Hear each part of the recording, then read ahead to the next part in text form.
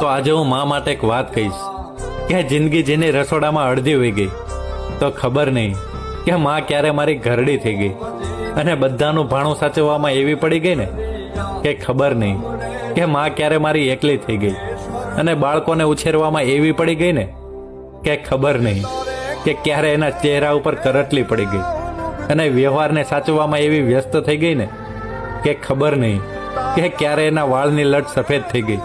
તો love you અને thanks માં કે તે મને જન્મ આપ્યો.